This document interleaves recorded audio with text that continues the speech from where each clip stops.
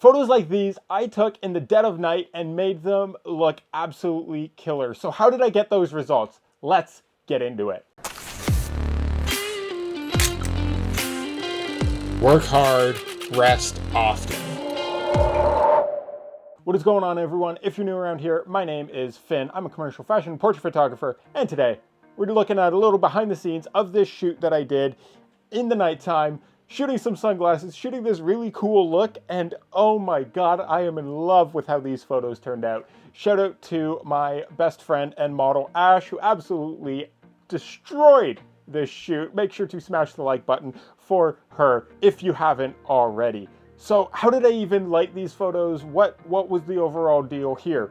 Basically, the property that these photos were taken on was opposite the road of a ski hill. So at night, you're getting a bunch of those ski lights coming on, which worked for beautiful bokeh in the background. So already we had a great starting point.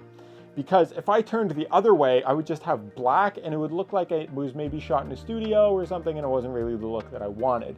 Also, a little bit of those ski lights gave us some fill to kind of bring up the snow. These were taken in the dead of winter and it was quite cold. I was fine because I had a parka and all that on. I feel for Ash though, because some of the other photos we did, she didn't. So definitely drop a like for her. Now for this, she is wearing all black. She is wearing a balaclava, black sunglasses, and a black parka. But how can I make her stand out from the background? I knew that I would need to do a little bit of creativity for this one. So this ended up being a 3-light setup. As you can see, I had my Nanlite Pavo tube above her head, acting as a rim and hair light to kind of separate her from the background and give her a little bit of light on the top of her head, because I know that black surface would bleed into the darkness of the background and it wouldn't look great. You wouldn't know where one thing stops and the other thing begins. So from there, I was like, okay, I got that. But then I noticed on the one side of her, it was also still really dark. So I was like, okay. Now we were doing a lot of photos earlier involving strobe lighting. And these strobes have an LED modeling light. And I do have different, more powerful LED video lights like my key light right here. But I mainly was just using my strobes for these shoots, and they are battery powered. And with having an LED modeling light and being completely dark, I thought, okay, let's see what kind of output we can get from these. So I turned it on to the max power that it had. I was actually pleasantly surprised. Used a standard reflector on that kind of back side light, and it gave her a nice little edge light separating her from the background there, giving a little more definition. And it actually worked out really well because it almost acted like the light from the ski hill was actually causing that. So it was motivated by that. It made sense for the image. It didn't feel off at all. But then I really wanted her face to be nicely, softly lit and have those sunglasses come through really, really well, because these are a dope pair of frames and I wanted to showcase them off the best way possible in a little more of an abstract style shoot for sunglasses. And you usually don't wear them at night unless you're Corey Hart. So I figured we can make these look really cool and really pop. But to do that, I used a 36-inch Octabox and brought that super close to her face, as you can see here. Now this was also on my strobe, so I used the modeling light trick there because for these photos, if I used the strobe flash in it, it didn't matter how low I had that power set. These are 600 watt-second strobes.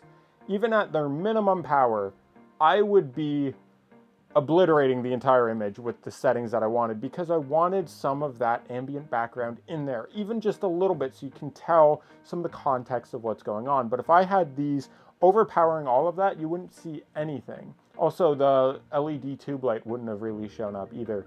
So I put that on max brightness on the modeling light and brought that super close to her. If you know anything about lighting, the closer the light is to somebody, relatively speaking, it becomes a larger light source and therefore it becomes softer and more flattering. So that's what led to this killer look from these photos, using these 3 lights together. And earlier on, she didn't have the parka on, so she was pretty cold, but being able to actually have that parka on and incorporate it into these images made everyone just have a much better time. We also had a pickup truck on standby with not only a bunch of gear, but also we had that nice and heated, so that way between shots or between setups, she could go get warm while I was doing my thing. I was layered up nicely so I can brave a Canadian winter. But when you're not layered up quite as much, you don't get that luxury. These photos though, whew, I am super pumped on. And we got a bunch of different looks. You can see I got some wider shots, some tighter shots, some mediums, different expressions here, some with the glasses on, some with them off, some partially taking them off. Always a great look there.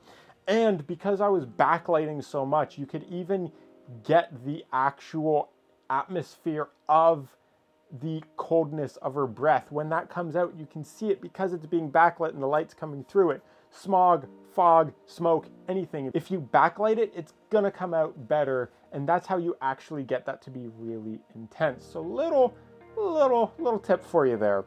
But all in all, these photos turned out super, super great. And I'm super happy with the shoot in general. It went super well.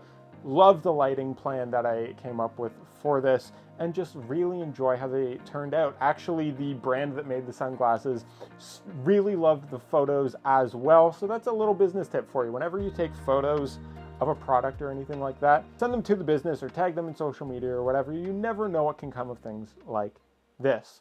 But all in all, I hope you really enjoyed this little behind the scenes look, got some value out of seeing what it takes to create dynamic night portraits like this. Now, with all that said, drop a like if you like this video, and drop a comment if you want to see different behind the scenes fashion, commercial portrait photography videos from me in the future. Subscribe if you haven't already. Hit the bell to be notified for all future videos. Work hard, rest often, and as always, I'll see you on the next one.